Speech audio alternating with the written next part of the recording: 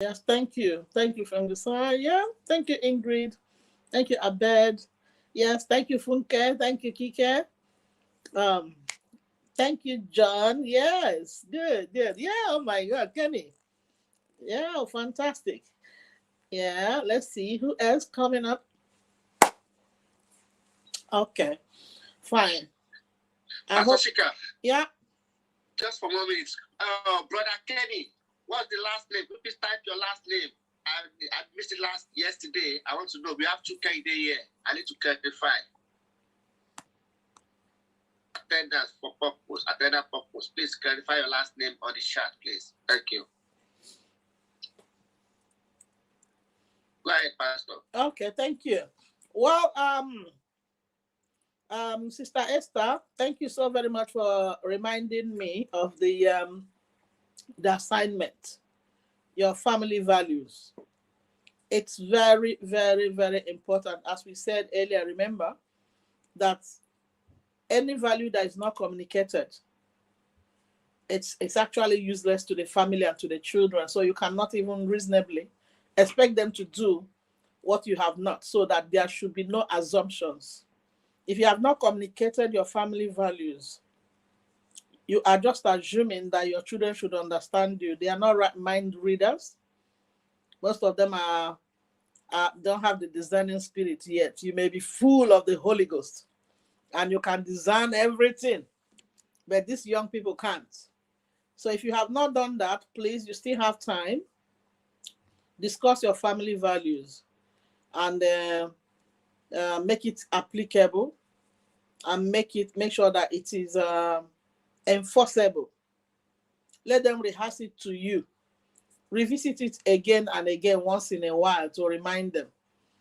And it will be useless if you have family values and you cannot enforce it. That is where children get some children become repeated they repeat offenses, because they will push you to know if you remember it or forget it. If you have agreed with them and somebody breaks it and nothing is done, you know what they are going to do? They will do it again and again, because you forgot to implement it the first time. So don't forget. If you have discussed it, be at alert. But today, actually, we are going to prepare you as a parent as your children are growing into teenage lives. And the good thing about it is that in this country, even a child that is 8 years, at times their attributes is what we saw when we were teenagers, the things they can do, the ideas in their mind, the way they communicate. At times you even think they're already teenagers. Meanwhile, they're still 8, 9, 10, 11. So we start early to teach them so that when they become teenagers, we are not struggling. We don't say, oh my God, where do I start? So you're already preparing them as they edge into that. And please, who can remind us of what we did yesterday? Who can remind us?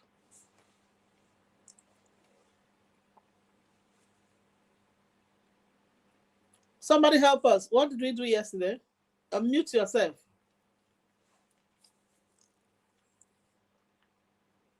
Yeah, okay, finger side. Thank you. Yeah, help us. So yesterday we spoke about things like domestic violence, female genital mutilation as forms of abuse. And I think Sister Belinda spoke about the types as well as the countries where they're more prevalent. So when you're working with local authorities, they tend to be more aware if you're coming from those countries. And we also spoke about creating conducive environments in our homes and being adaptable. We've all come from Africa, but we are here now. I think we need to be adaptable and adjust to the changes. And I just felt like it's more like what we say when you're in Rome, do as the Romans do. That was my learning from that, because I think if we all tried to adapt, we would not experience as many problems as we do. Thank you so very much, Ringisa. You actually summarized it.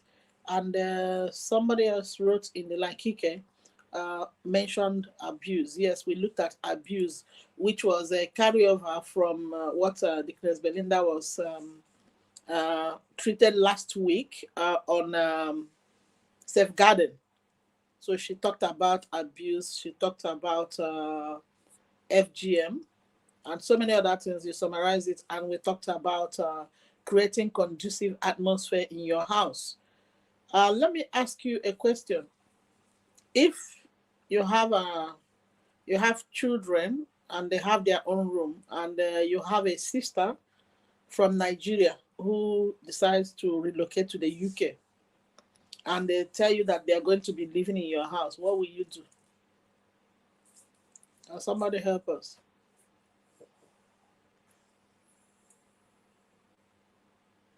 Yes, you have to talk to the child. You cannot put your sister in the room of the child. But also you have to talk to the child who's coming, the issue. And also you have to talk to your sister about the behavior she will manifest to the here. And this is culture. You mustn't put her in the child room to your sister. That's making the problem. I have to talk to both them. Okay, thank you, Abed. Thank you. You are not far at all. Yes, you have to consider your children. I think Dickness Belinda, you raised your hand up. Oh, yes, I did. I was going to say that it is very important from the beginning when you're having that conversation that a relative is coming over.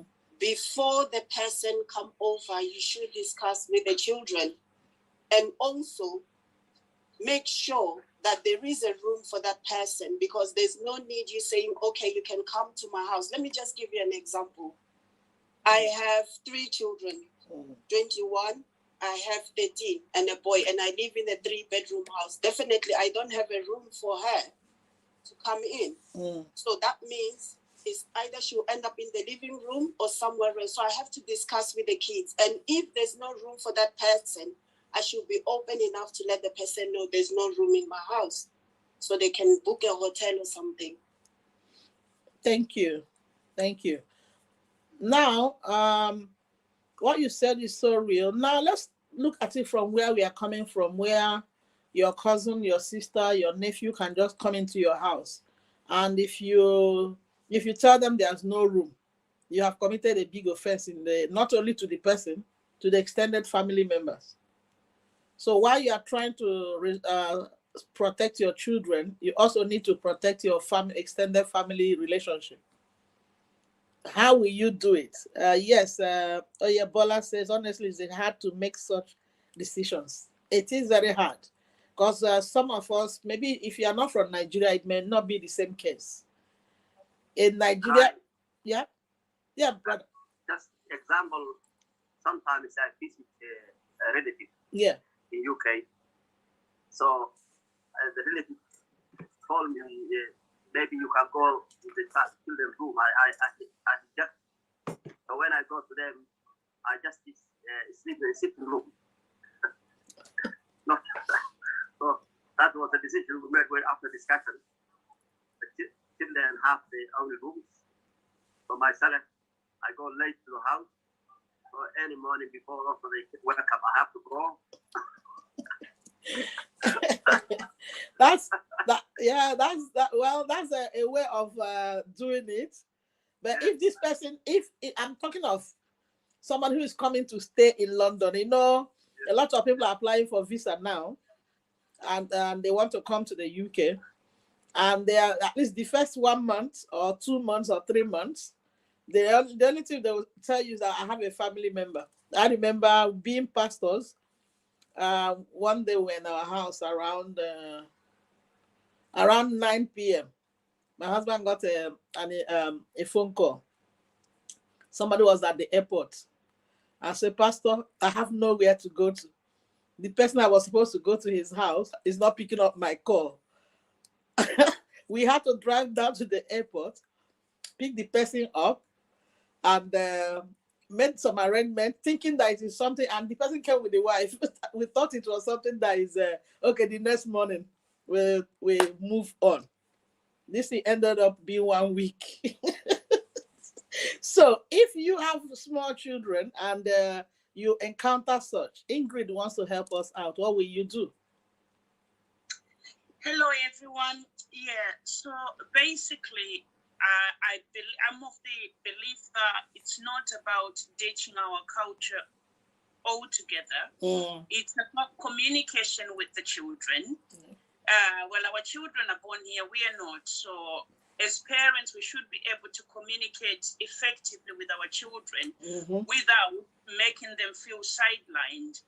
So catching on what was mentioned, that you can't just give your child's room to a relative that's come, but it's important to just communicate with them and also communicate with your relative that has come. So unfortunately, I think they might have to end up in the living room, unless, of course, my child is willing to give up their room, but they shouldn't feel coerced into giving up their room, because they may end up resenting that new family member that's just come, and this can actually cause friction, which builds onto the conducive atmosphere. Maybe they'll end up misbehaving because they're not happy with the new addition. They've come and changed the dynamics of the family. So yeah, we are not ditching our cultural values, we're not ditching our families, but it's about finding that balance. Okay, that's really well captured. Thank you so much, Ingrid. Yusuf, you raised your hand up. Please take it up. I just want to say I'm sorry I'm late. I just got it now. Okay. Thank you very much. Oh, you're welcome. Okay, you're welcome. Well, what the last person that spoke, let me remember. Let me see. Where's the name again? I've forgotten her name. I'm so sorry for that. Ingrid. Yes. What you said is true. So the central factor there is communication. One, the person coming from abroad, we must let them know that this is, in Nigeria, we can do anything. Even sleeping in the living room, it's not funny here. It's not funny, because where would the person put their clothes? Where would they be changing and all that? So that's important discussion, because the first thing the person at home needs to know, so that they don't think your children are rude. They are not allowing me to sleep in their room. Kenny, you want to say something? Yes, in line with what you're actually talking about, I think it's actually applicable to me, because I have a relative that is coming on Monday. So I've had a discussion with the children that somebody is going to sleep in their room. They don't actually have a problem, because they are 6 years old. Okay. They can actually take a decision of their own. But after this particular meeting yesterday, I just took it upon myself, because I'm living in a 3-bedroom flat, and I have a girl and 2 boys. So there's no room actually for the person to actually sleep in. And coming from Nigeria, you can't tell them to go and sleep in the sitting room, because they'll feel as if you are treating them as if they are nobody. So they are not going to take that. They might keep quiet for the first day, but they'll find their way, and it will build a lot of animosity within the relationship that we had with them. So I took it upon myself that probably we are going to get an hotel for them, so that they'll stay there while we'll visit them there and make them comfortable while they're there. So that's just my contribution. No, that's very, very good. That's a very good consideration, because it's very volatile. I'm telling you, it takes people to stay here for 1 year and have their own house. Maybe they have children, for them to understand. Otherwise, there's nothing you are going to tell them that they came to your house. You couldn't allow them, and they say, and she's living in a big house. He's living in a big house. That's the only way they see it. And it's not even going to stop with that person. They will tell everybody that is related to all of you, because they'll ask, you have arrived in London. How is Brother Kenny? He said, Brother Kenny, I'm not in his house. So, he threw me out. And that's the only story everybody will hear. So we have to apply wisdom. And so what's one is that's important discussion. Once they tell you, if they told you before they are leaving Nigeria, leaving Africa, or wherever they are coming from, Caribbean or something, Have that important discussion. You know, this country is different due to safeguarding matters. This is the situation. So when you come, you may not even be here. If possible, we can get them a house. If their plan is to stay in this country for a long time, we can help them get somewhere, book somewhere, so that when they arrive, they just go there, like what you said, hotel or something. Then the children, it's very crucial you speak to the children. There are some children who are, especially when they're a bit older, they will understand. And they will say, okay, no problem. Like if you have bunk bed, if it's your junior sister blood and you know that person very well, some of them will say, okay, let's get bunk bed. And maybe the auntie or the younger sister can sleep in one of the beds while the children sleep in their own beds. But there must be that discussion. Do what is suitable to your family. If your children have no problem and you trust that the person coming in is safe, there's no problem with that, as long as the house is not crowded. Because that's what is another thing, is overcrowding is another issue. So if it's not going to cause overcrowding, if the children are a bit grown and understand the discussion and they say that's fine, then you can manage that. But if the children don't understand what you're talking about and it's really strange, it can break them. We have to choose who can we deliberately or indeliberately offend. And your children are the people the people your first consideration. So that is very important. We don't want somebody coming into your house to cause stress. And when you are bringing them as well, you really need to talk to your strangers, your relatives or your friends, because what they term that children are rude may not be rude. Being in the UK, maybe the way the child will wake up in the morning and say, hi, your uncle coming from home, your auntie, your sister will not find it funny. Like if you're coming from, let's say, Yoruba background where you have to genuflect, you have to bow down, you have to prostrate. They won't find this funny. That, okay, imagine you didn't train your children very well. So they begin to laugh and they will say it secretly. They will pull the child, come here, where are you going to come here? Did you not see me in the morning? And this child is kind of embarrassed. So these things, if you know those sensitive areas, discuss with your children, tell them that, yeah, you are British, but remember you're also Yoruba or you're Igbo or you're whatever you are, or you are from Somalia. I am from Somalia. So whether you like it or, in fact, it shouldn't even deceive our children and let them think that the only citizenship they have is British. No. From the beginning, my children know that they are British and they are also Africans. They come from a country. It's not just my country. It's not my mother's country, not my father's country. It is your country as well. You are allowed to have dual citizenship. You are allowed, if they are Americans and British, will they deny that they are Americans? They wouldn't. So why would they deny that they are from Africa? So I let them know about that. Then in the process, you teach them the culture. The culture, this is what obtains when an auntie comes, when an uncle comes. This is what you do. This is what you don't say. Discuss these things. There's nothing wrong. We must pass down our culture to our children. We can't just come here and throw away our culture. Even English people will teach us to teach our children. The teachers will encourage you to teach your children your dialect. Nobody will frown at it. In fact, they find it funny when they ask you what's your first language, or you say English. Most of us are guilty of that.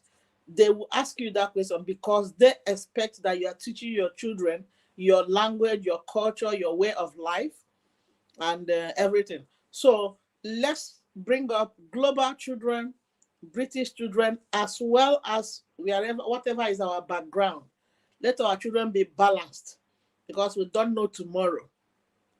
We don't know tomorrow. We have a young man who was, I watched it on TV, who was born here, bred here. He was brought here when he was very young. And unfortunately, he committed sexual offense. And all the arguments failed. They had to deport him But this boy had it in mind that though I don't have the passport, I'm British. And he had not naturalized or registered as a British. He was taken back to the country. If he was not prepared, he said it would be dangerous. Anyway, so today we are looking at navigating through the teenage issues. Transition from childhood to adolescence. Transition from childhood to adolescent life. That is navigating through the teenage issues. Please, how many of us here who has teenage children already? Who here have teenage children already? Please raise your hand. Thank you, Fungisai, Dickness Belinda, Pastor Dedapo, Ingrid. Yeah, thank you. Yeah, Fungisai, I've seen your name. From this. Okay, so majority of us have little children. So it's also okay. It's okay whether the children are young or not. It's good you also have insight into what happens when children become teenagers, because as I said, these children grow so quickly. If anybody told me that used to carry buggy and take children everywhere I was going to, practically everywhere, carry 4 children, and within a short while that I'm now having children who have stepped into 20s, and my last child is 17. It's still like a dream. So you may look at those children and say they are 5, 6. Just give yourself, you're celebrating birthday. Before you know it, you say, this child has become a teenager. So no knowledge is in vain. Okay. So one of the things we need to know about teenagers is they want to show their personality. They want to exhibit their own personality, no longer what you say. And I'm saying that there are some children who grow so quickly. They exhibit that character quickly. They want to let you know, this is my person. So, but at times we look at it as being stubborn. Example is if you notice it, if your child gets to 8, 9 years, if you buy some clothes, some of them will say, no, I will not wear that clothes. They may not tell you, but they will go and keep it away. And you are wondering, you never wore that shoe or that dress or that shirt I bought for you. They don't know how to tell you. Why? Because they are developing, they want to be independent, they want to do the things themselves. Then but when they enter into teenage, they summon up the courage to tell you, please don't buy shoes again for me, don't buy clothes. Give me the money or I'll go with you. Then I'll buy it. So when you begin to notice that in your child, you tell them, dress up like this, we are going to so place, they refuse. Please don't be upset. Don't take it that they are stubborn, that your child is changing. They are changing for good. They are only displaying their personality. They are trying to let you know that, look, you need to release me a little. I need to make some of my decisions. So in such a way, you begin to respect that. So if you want to buy something, try and consult them. Try and consult them that I'm going to the shop and I want to buy something like this. What type do you want? What color do you want? Or do you want us to do it online? Now there's online shopping. They can sit there, you choose. You say, okay, these are the clothes, so choose whatever you want. These are the socks. These are the boxers, whatever it is. It ties into respecting their opinion and their views, and also acknowledging that their personality is developing. It's not before where we think a 17-year-old will remain a baby forever. You would make a decision for that child. We are in a fast-paced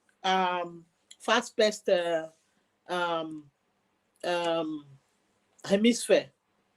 So if you continue babying them, it will affect them tomorrow. They will not develop so quickly. But if you begin early to acknowledge that, only harness it, help them when they want to make that choice, when they want to make that decision, still assist them, but put them on the table for them, that these are different options you have. And if I were you, I'll do it this way. This is the reason why I will do it that way. but let them make the choice. If they make a mistake, no problem, they will come back to you again. But if you coerce them, you are setting them up for rebellion, a true rebellion. Because some of us are scared that maybe I'm losing them because they said no. Because, they don't want to do exactly what we want. We think we are losing them. We are not losing them. They are only exhibiting their personality. Maybe you are used to them using E45 cream. And suddenly your little daughter says, I don't want to use E45. I want to use that one. And you're like, excuse me, who are you? No, please. At that time, begin to sense that the child is maturing quickly. And they are developing their personality. All you need to do is to engage the child. You say, why sudden change? You know this cream is nice on you. It helps your skin not to be flaky or dry. And listen to why they want to change and advise them. If they insist, allow them, buy the one they want. When they use it, they will come back to say, oh my God, mommy, that one is better, the one that you bought. I don't want this new one. But you know what happened? You have already let them know that, yes, I can allow you. I respect that you are growing. I respect that you are now a person. So it's very important, that independence. We must start releasing. Maybe a child gets to 9 years, 10 years, 11 or 12 years, and they tell you, mommy, I don't want you to drive me to school anymore. I'm able to look after myself. Give me a phone, or I have my friends, I'll come back with my friends. If they begin to talk to you like that, explain to them why you are driving them to school. Then watch them. If they are really, really sensible, maybe you give them one day. Okay, I'll give you a trial. I'll give you a trial today. So time when you leave the school, tell me that school is closing. You are leaving the house. Send me a text once in a while. Call me. Then if they come back home safe and sound, you celebrate that because it's a milestone. You celebrate that they are brave. Oh my God, I never knew you could do that. I'm so proud of you. You don't know how proud I am that you can look after yourself. And you give them all the safeguarding ideas. Don't talk to strangers. Maybe when you are walking on the road, don't walk by the left side. You know, as drivers, we drive on the left, and we drive left-hand side driving. You know why it's dangerous to walk by the left side? If you are walking on the paveway, the left side is where the ongoing car is going. And when we are backing the cars, you wouldn't know who will be driving anyhow. Three white boys were cleared, or 3 of them died at a spot 2 years ago where we were living before. They were just chatting, no children, they were just chatting and walking on this. And the driver coming, who seemed to be coming from a party drunk with his friends, and they were playing music. And the driver just veered out of the road and cleared 3 of them. They died on the spot. So you don't, when you're walking, face the traffic. So you teach your children like that. Face the traffic. You give them all the guidelines that will help them, and release them. If you discover that, okay, you are not doing very well with this, you review it. You call them, say, look, I have allowed you to go to school once, twice, 1 week, 2 weeks. I have discovered that you are not safe. You are not keeping to safety. You are having too many friends. You are not coming back when we agreed. What did you do? When did you close school? It's 3:30. And when did you arrive home? I arrived 5. How many minutes does it take from school to this? They tell you. So what happened between this time? Oh, I was chatting with my friend. That's the problem. I will give you one more opportunity. If you fail it, we'll return back to our practice. So, but we need to start giving them that opportunity, independence a bit. So it's not every child. Not every child you release quickly. There are some of them you have to continue to follow them until you know that they are capable of their independence. How many of you parents have whose children are growing to teenage, maybe 10, 9, 8, or they're already teenagers, and you bought something for them and they have not used it and they refuse to use it? Please share with us. Yeah, Dickness Belinda. Yes. One day I went to the shop.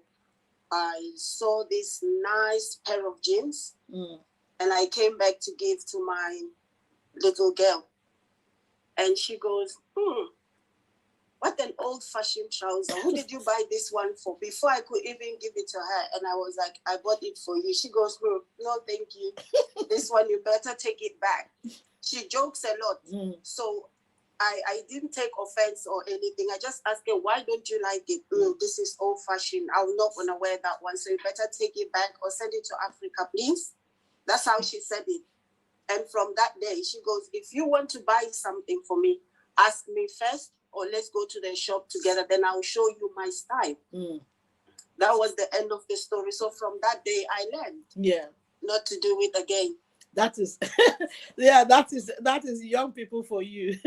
So that's young people for you. When they get there, please, parents, don't think that the child has changed or rebellious. Like, I'll tell you a different story. A man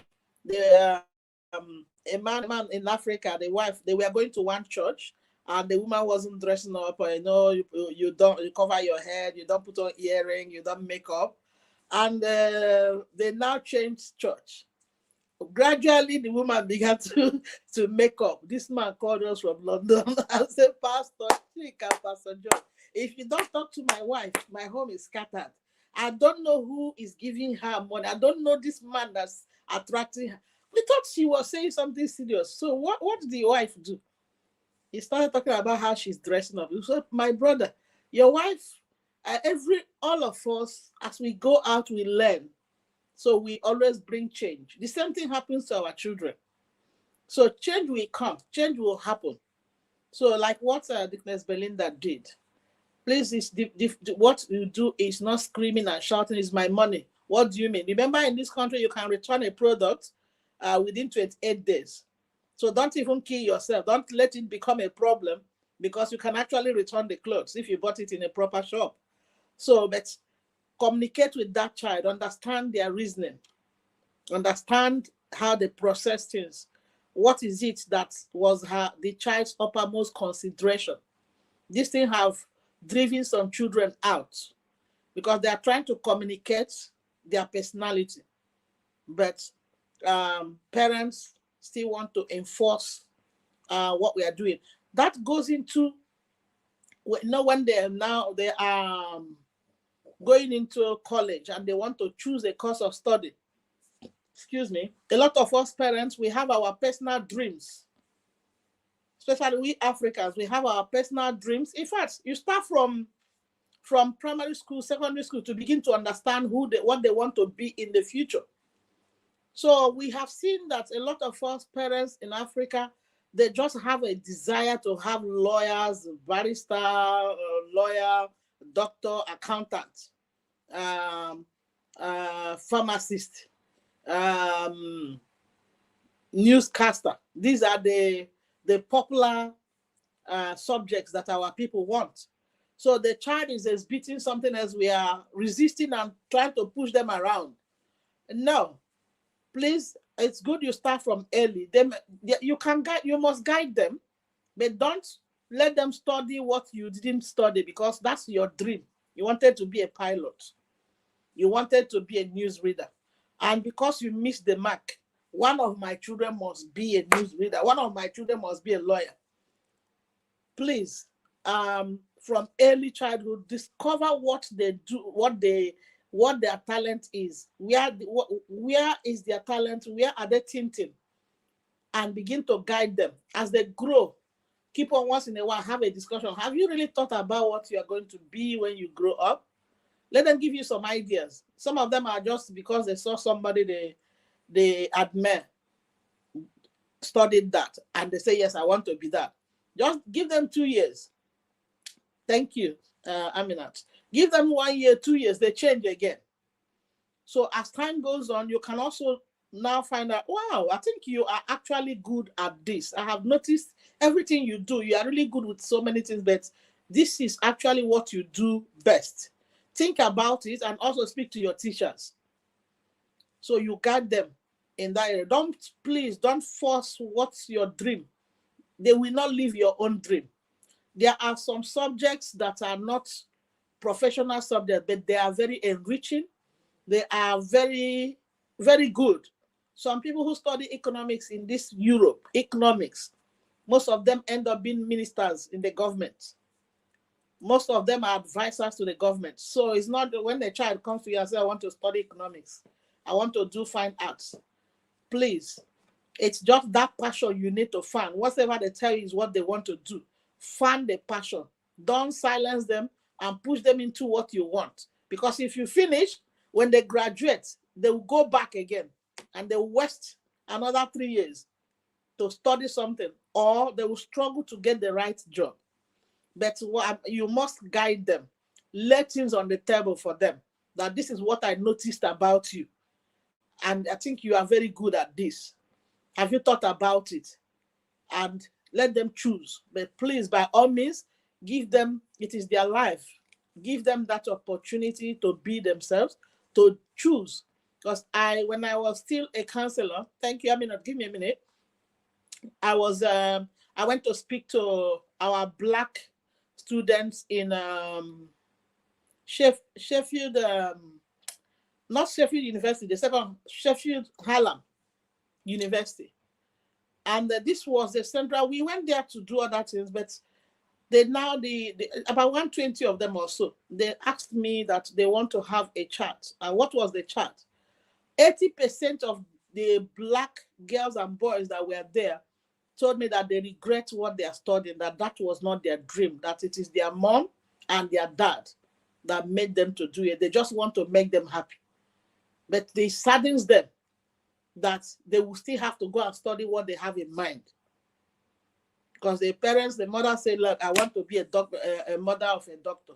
So, and they have to do that, go through that. And some of them were struggling in their schoolworks. So they were asking me what to do. I told them, well, if you know, in fact, in this age now, at times it's just people's talent that is making the money. They study something, they discover that it's makeup. Some of them that are on YouTube are bringing home millions. And the person carrying certificate is walking around. And somebody you cannot actually study makeup in school. You can study PE to be a trainer. You can study those things we taught before that do not matter back home. And they will make money out of it. And they will enjoy it. So please, let's give them the tools, but allow them to make the important decision about their lives. Yes, please, let us hear from you. Forgive me, let me get your name. Aminat, you raised your hand. Thank you, Pastor. A pleasure. I really appreciate you, man. I really appreciate you, man. Okay. I just want to buttress what you have just said because this course is like an eye-opener for me. God. And I begin to see a lot more into what is, happening around us, especially away from Black minorities. Just want to add, just want to buttress what you have just said because I have this. I have 3 kids, and I've never gotten a chance to study what I really wanted to study, and now I'm like, everybody's going for engineering, everybody's going for this, that. Now this boy growing up, and I said to him, he's already in year 10, and GCSE is coming up very soon. What do you want to do?